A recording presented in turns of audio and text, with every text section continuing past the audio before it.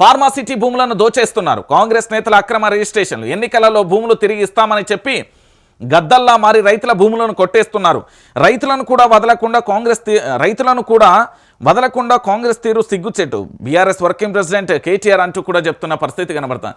నేనేమంటున్నానంటే ఫార్మాసిటీకి సంబంధించిన ఈ దందా గత కొన్ని రోజులుగా కొనసాగుతుంది. ఓన్లీ ఫార్మాసిటీకే పరిమితమైంది అంటే కాలే, చాలా వరకు కూడా చాలా రకాలుగా కూడా మనం చూస్తే తెలంగాణ రాష్ట్ర వ్యాప్తంగా పూర్తి స్థాయిలో మీరు ఎటువైపు అయినా చూడండి. నేను ఎందుకు ఈ విషయాన్ని చెప్తున్నానంటే తెలంగాణ ప్రాంత ప్రజలందరూ కూడా దయచేసి ఆలోచించాలి. రైతులకు రావాల్సిన హక్కులు, వాళ్లకు భూములు కోల్పోతే వాళ్లకు ఒక గుంట భూమి ఇస్తే దాన్ని కూడా కాంగ్రెస్ పార్టీకి సంబంధించిన నేతలు అక్కడ గద్ద లెక్క రాబందు లెక్క వాలి తక్కువ రేటుకు దాన్ని కొనుగోలు చేసే ప్రయత్నం చేసి వాళ్ళని బెదిరిస్తూ రకరకాలుగా ఇబ్బందులు పెడుతున్నారట. ఇక ఇదేం ప్రజాస్వామ్యం సార్? మన అందరం కూడా ఆలోచించాలి. ఇదేం ప్రజాస్వామ్యం అంటాను? ఇది ఎక్కడి ప్రజాస్వామ్యం అంటాను? ఇంతకంటే దారుణం, ఇంతకంటే ఘోరమైన పరిస్థితి ఇంకేమన్నా ఉంటుందా? ఇంతకంటే అరాచకం ఇంకేమన్నా ఉంటుందా? ఒకసారి మీరు అందరూ కూడా దయచేసి ఆలోచించాలి. రాష్ట్ర వ్యాప్తంగా కూడా ఏది ఆల్రెడీ భూములు కోల్పోయి ఇబ్బంది పడుతున్న రైతులకు సంబంధించి వాళ్ళకి ఏవైతే ఫార్మాసిటీకి సంబంధించిన దాంట్లో ఒక గుంట భూమి ఇస్తే దాన్ని కూడా కబ్జా చేయనీకి పోతున్నారట. ఇక మా రేవంత్ రెడ్డి గారు మరి ఎలాంటి చర్యలు తీసుకుంటారో, అక్కడ ఎమ్మెల్యేలు కానీ ఏ చర్యలు తీసుకుంటారో, లేకపోతే అక్రమాస్తుల ఆర్జనలో ఆరితేరిపోయి పూర్తి స్థాయిలో కూడా మా సామ్రాజ్యాన్ని విస్తరిస్తాం, మేమే ఉంటాం అధికారంలో పూర్తి స్థాయిలో అంటే అది మీ యొక్క తప్పిదం కింద పోతుంది. భవిష్యత్తులో ప్రభుత్వం ఎట్లాగూ మారుతుంది, 100% కాంగ్రెస్ పార్టీ రాదు, అట్లని భారతీయ జనతా పార్టీ వస్తుందన్న ఆలోచన కూడా పెట్టుకోకూరి. ఏది ఏమైనా ఇంట్లో కూకొని ఉన్నా కూడా బీఆర్ఎస్ పార్టీ ప్రచారం చేయకపోయినా కేసీఆర్ అనే వ్యక్తిని తెలంగాణ రాష్ట్ర ప్రజలందరూ కూడా మళ్ళీ అధికారంలోకి తీసుకొస్తారు. ఎందుకంటే వీళ్ళు చేసిన అంతకంతకు అరాచకం. కేవలం పోస్టు చేసిన దాన్ని రీట్వీట్ చేస్తే కేసులా, జరిగిన యథార్థమైన సంఘటన ఫేస్బుక్లో పోస్ట్ చేస్తే కేసులా, మాట్లాడితే కేసు, మాట్లాడకపోయినా కేసు. ఈ అరాచకం, ఈ ఘోరం ఎక్కడా కూడా లేదండి. మీరు ప్రపంచవ్యాప్తంగా చూసుకోరి, భారతదేశ వ్యాప్తంగా చాలా రాష్ట్రాలలో తీసుకోరి. ఇంత దారుణంగా వివరిస్తున్నప్పుడు అధికారంలో ఉండేందుకు అది? కాబట్టి ఖచ్చితంగా కూడా దీని మీద పోరాటం చేయాల్సిన అవసరం ఉంటుంది.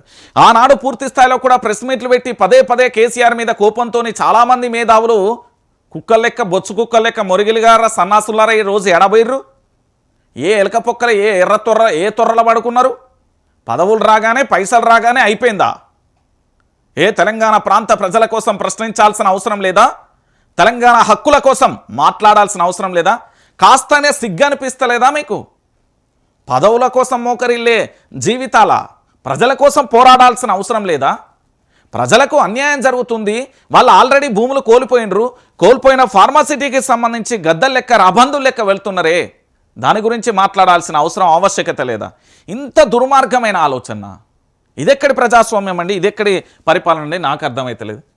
ఇగో నిన్న ఏం జరిగింది తెలుసా? ఇగో గిజ్జుడు ప్రభుత్వానికి హైకోర్టు నోటీసులు జారీ. ఆత్మీయ భరోసా అమలు చేస్తలేరు, 4 వారాలలో వివరణ ఇవ్వాలని ఆదేశం. ప్రభుత్వ ఉన్నతాధికారులకు నోటీసులు. రాష్ట్రంలోని పట్టణ కూలీలకు ఆత్మీయ భరోసా ఎందుకు అమలు చేయడం లేదంటూ కాంగ్రెస్ ప్రభుత్వాన్ని రాష్ట్ర హైకోర్టు నిలదీసింది. ఈ మేరకు ఉన్నతాధికారులకు నోటీసులు జారీ చేసింది. చీఫ్ సెక్రటరీ, మున్సిపల్ కార్యదర్శికి కోర్టు నోటీసులు పంపించింది. దీనిపై 4 వారాలలో వివరణ ఇవ్వాలని ఆదేశించింది. అనంతరం తదుపరి విచారణ ఈ నెల 29కి హైకోర్టు వాయిదా వేసింది. అయితే పట్టణ కూలీలకు ఆత్మీయ భరోసా అమలు చేయాలని గతంలో హైకోర్టు ఉత్తర్వులు ఇచ్చిన సంగతి అందరికీ తెలిసిన విషయమే. ఆదేశాలను అమలు చేయడం లేదంటూ కోర్టు ధిక్కరణ పిటిషన్ దాఖలైంది. నారాయణపేటకు చెందిన శ్రీనివాస్ ఈ పిటిషన్ వేయగా ఆయన తరపున పూర్తి స్థాయిలో న్యాయవాది చిక్కుడు ప్రభాకర్ వాదనలు వినిపించారు అంటూ కూడా చూస్తున్న పరిస్థితి కనబడతాను. నేనేమంటున్నానంటే ఇక్కడ ప్రభుత్వానికి ఒక్క నోటీసులే కాదు, నిన్న మొన్నటి వరకు పోలీస్ స్టేషన్ల విషయంలో నోటీసులు వచ్చినాయి, దాంతోపాటుగా చాలా విషయాలలో కూడా నోటీసులు వస్తున్నాయి. ప్రభుత్వ పరిపాలన అనేది ప్రజలకు అనుకూలంగా పరిపాలన వ్యవస్థ లేదు అనేది చాలా క్లారిటీగా అర్థమైపోయింది.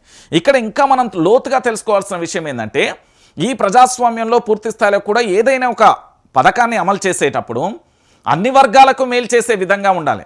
కానీ ఇక్కడ బ్యాల్లెక్ ఏంటంటే కేవలం కొన్ని వర్గాలకు మాత్రం మేలు చేసే విధంగా కొన్ని పథకాలు ఉంటున్నాయి, కొన్ని కార్యక్రమాలు కూడా ఉంటున్న పరిస్థితి కనబడుతుంది.